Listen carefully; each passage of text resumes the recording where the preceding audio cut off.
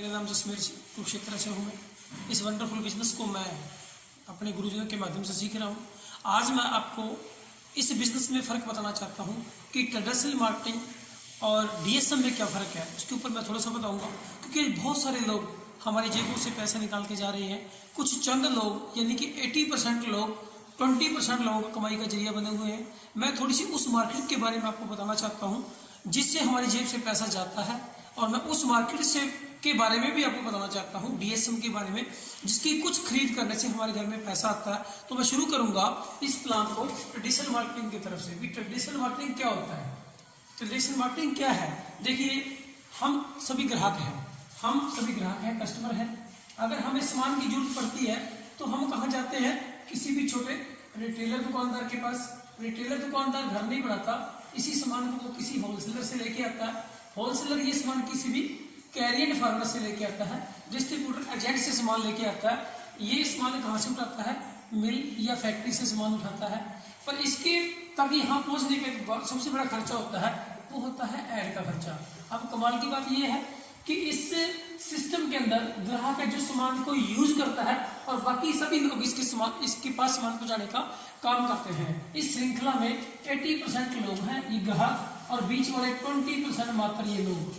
अभी 80% ग्राहक इन 20% लोगों का कमाई का जरिया बने हुए हैं। कैसे? कि जैसे मिल कोई भी प्रोडक्ट बनाती है अपना 50 रुपए का, इसमें पहले ऐड का खर्चा होता है, फिर सामान इसके पास जाता है, फिर होलसेलर के पास, फिर रिटेलर के पास, और फिर अंत में जब सामान पहुंचता है वो किसी भी कस्टमर के पास सामान पहुंचता है।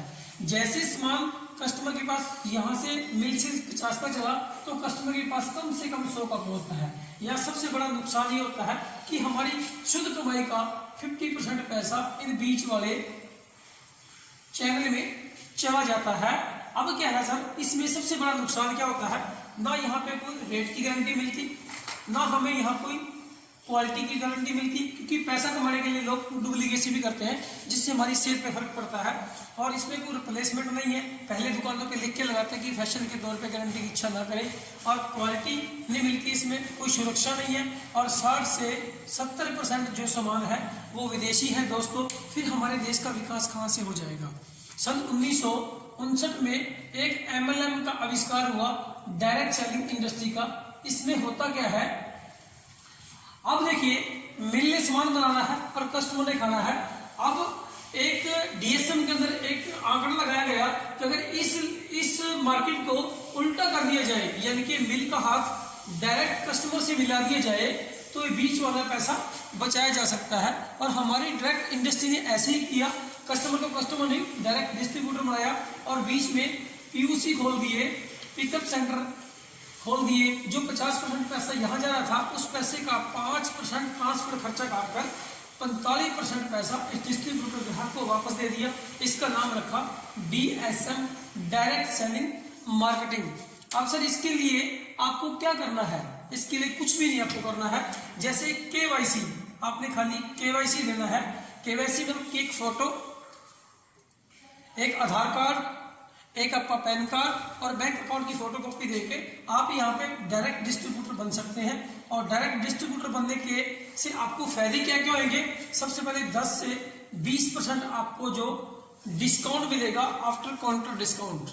अब सर, जिसके अंदर हम ज्वाइन होने जा रहे हैं, उस डीएसएम के बारे में जान लेते हैं, क्योंकि आज बहुत सारी कंपनियां आती हैं, लोग उसके बारे में बताते हैं। पर इसकी मैं थोड़ी सी आपको हिस्ट्री देना चाहता हूँ। इसकी हिस्ट्री क्या है? इसका नाम है fashion shooting private limited, Bhilwara, Rajasthan की ये मिल है। आज से नहीं है, 1977 से कपड़े के व्यवसाय में है, और 1986 में इंडिया की टॉप 10 मिलों में एक है। अब ये भी पहले पुराने सिस्टम से काम कर रही थी। अगस्त 2000 network marketing direct selling industry के अंदर आई। अचीवमेंट क्या रही? एक डिस्ट्रीब्यूटर था, आज इसके पास 3 करोड़ से ज्यादा रवि डिस्ट्रीब्यूटर है।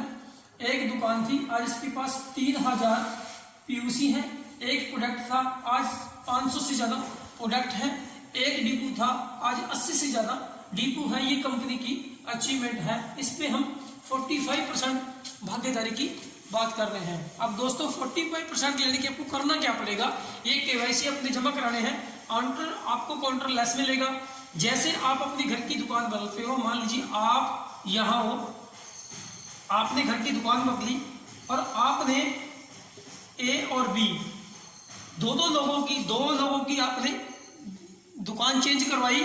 जैसे आपने देखिए, आज हम जो प्रोडक्ट यूज करते हैं, अपने घर का जो प्रोडक्ट यूज करते हैं, कम से कम 5 और 6 हजार का प्रोडक्ट आपका घर में ही यूज हो जाता है। यहाँ पे क्या आता है अपने को, बिजनेस वॉल्यूम। यहाँ पे जो अपने को प्रोडक्ट मिलता है वो 3 तरीके से प्रोडक्ट मिलता है। MRP जो मार्केट में भी आपको मिलता है, DP प्राइस ये मार्केट में नहीं मिलता, और ना मार्केट में हमें बिजनेस वॉल्यूम मिलता है। अब देखिए, जाने अनजाने में कहीं आप भी, आज के बच्चे भी आपके डायरेक्ट इंडस्ट्री कर रहे हैं, डिस्ट्रीब्यूटर प्राइस और बिजनेस वॉल्यूम। जैसे अपने पास यहाँ मैन टैबलेट है, ये वाली मैन टैबलेट, इसका MRP है 375 रुपये, ये अपने को मिलेगा डिस्ट्रीब्यूटर प्राइस पे 300 रुपये। इसका बिजनेस वॉल्यूम 225। ऐसे जैसे वुमेन टैबलेट है, इसका आपको, इससे बिजनेस होने पे कमीशन मिलता है। कैसे सर, कि जैसे आपने अपने घर में 5,000 बिजनेस वॉल्यूम का सामान यूज किया और मात्र 1 या 2 या 3 साल में आपने 11 लोगों की दुकानें इधर चेंज करवा दी, 11 लोगों की दुकानें इधर चेंज करवा दी। आपने इन लोगों में कि सिर्फ ओनली दुकानें चेंज कराई हैं, ये आप यानी कि ये आप हो, आपने दुकान चेंज करी, आपने 1 साल में 2 साल में अगर आपने 11 लोगों की दुकानें चेंज करवा दी, तो मान लीजिए ए लेग में, बी लेग में आपने 5,000 बिजनेस वॉल्यूम का सामान 11 दुकानों दिया, तो 55,000 बिजनेस वॉल्यूम का सामान आपके इधर चला गया। ऐसे ही 5,000 बिजनेस वॉल्यूम गुणा 11, 55,000 का बिजनेस वॉल्यूम आपका इधर चला गया। यानी कि टोटल बिजनेस वॉल्यूम आपका हुआ ये 55,000 प्लस 55,000, 1,10,000 और 5,000 वॉल्यूम का आपने सामान लिया। ये सामान आपका 1,15,000 वॉल्यूम हुआ। इस 15,000 वॉल्यूम, ये जो बिजनेस है, ये टोटल का टोटल बिजनेस आपका होगा।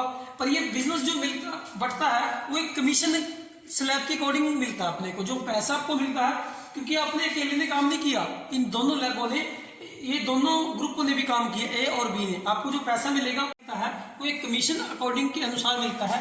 जैसे कमीशन स्लैब क्या बोलती है, जैसे आपने और आपकी टीम ने 1 रुपये से लेके 4,999 का सामान लिया, आप 10% पे हो। आपकी टीम में 5,000 का सामान लिया सभी ने, तो आप 12% पे हो। 10,000 रुपये आप 14% पे हो। 20,000 रुपये आप 16.5% पे हो। 40,000 रुपये आप 19% पे हो। ये सभी टोटल बिजनेस गिना जाएगा आपका और पूरी टीम का। 70,000 रुपये आप 21.5% पे हो। 1,15,000 वॉल्यूम पे आप 24% पे हो। 1,70,000 रुपये आप 26.5% पे हो, और 2,60,000 रुपये आप 29% पे हो, और 3.5 लाख पे आप 32% पे हो। दोस्तों, यहाँ तक जो अपने को मिलता है वो परफॉर्मेंस बोनस मिलता है, मेहनत आना इनकम, जो ये पैसा इन लोगों के बीच में बट रहा था वो एक सिस्टम के अकॉर्डिंग हमारे पास आता है। इसके बाद असली इनकम शुरू होती है, वो होती है 3% से लेके 8% तक रॉयल्टी इनकम। रॉयल्टी इनकम होती क्या है, इस विश्व में, इस पूरी दुनिया में केवल 3 प्रकार के लोग हैं जो रॉयल्टी इनकम लेते हैं, सिंगर, साइंटिस्ट और राइटर। जैसे उनका कोई फार्मूला, जिसे सर्फ एडिसन ने एक बल्ब बनाया था, आज वो दुनिया में नहीं है, उनके पूरे परिवार को रॉयल्टी इनकम मिलती है। सिंगर, साइंटिस्ट और राइटर, 3 प्रकार की रॉयल्टी मिलती है। चौथे प्रकार की रॉयल्टी जो आपको मिलती है वो आरसी बिजनेस के अंदर मिलती है, और 1% से लेके 5% मिलता है टेक्निकल बोनस। ऐसे 32 और 5 8 40 और 5 45% पैसा इस तरीके से वापस मिलता है। पर सर, आपको पैसा वापस कैसे आता है, मैं थोड़ा आपको बताया था कि 45% पे आप हो। 45% के बाद आपको जो पैसा मिलता है वो कमीशन अकॉर्डिंग मिलता कैसे है, थोड़ा सा उदाहरण के तौर पे मैं आपको बताना चाहता हूँ कि मान लीजिए 5,000 का सामान आपने यूज किया और 5-5 हजार आपने दोनों लैबों में 22 लोगों की दुकान चेंज करवाई, 11 लोगों की इधर की, 11 लोगों की इधर की, यानी कि आपका टोटल बिजनेस वॉल्यूम है 1,10,000। तो 1,10,000 के ऊपर आपको और आपका, क्योंकि 5,000 ये 1,15,000 बिजनेस वॉल्यूम हुआ। 1,15,000 बिजनेस जो आपकी कमीशन स्लैब बनती है वो बनती है 24%। 24% के हिसाब से आपको जो पैसा मिलता है वो 27,600 रुपये है। ये 27,600 आपका नहीं है, ये 27,600 आपका नहीं, ये दोनों ग्रुपों का है, क्योंकि इसने भी काम किया और इसने भी काम किया। आपकी ए लेग ने जो काम किया वो 55,000 का काम किया। 55,000 का जो ग्रुप हुआ वो आपका कौन सी स्लैब पे है, वो आपकी है 70 ज्यादा है 40% पे, 40 यानी कि 19% पे, 19% पे। इसका जो 19% के हिसाब से जो पैसा बना है वो बना है 10,450 रुपए। और ऐसे ही आपका ए ग्रुप गया और ऐसे ही आपका बी ग्रुप गया। बी ग्रुप ने भी 55,000 की खरीदारी करी, 19% पे भी यही है, 10,450 इसके हुए। टोटल ये बिजनेस हुआ आपका, टोटल जो पैसा हुआ ये हुआ 20,900। अब 27,600 में से 20,900 माइनस करो तो आपकी जो कमीशन बचती है वो नेट वो 6700 रुपये आपकी कमीशन बचती है। दोस्तों जो 1,15,000 वॉल्यूम में से 1,15,000 वॉल्यूम में से 6700 रुपये आ सकते हैं, क्या ये सामान यूज करने से, ये सारा प्रोडक्ट घर में यूज करने से 1 करोड़ में से 1 लाख रुपए आ नहीं सकते सर? क्या आ सकते हैं ना सर? तो इसलिए मैं आपको ये कह रहा हूं, इसी प्लान में बस इन मीडिएटर लोगों को हटाकर डायरेक्ट इंडस्ट्री को शुरू करना है। और मैंने इसको काम को किया, इस काम से मेरे को बहुत सारा पैसा आ रहा। ये आरसिम का मार्केटिंग प्लान था। थैंक यू, धन्यवाद।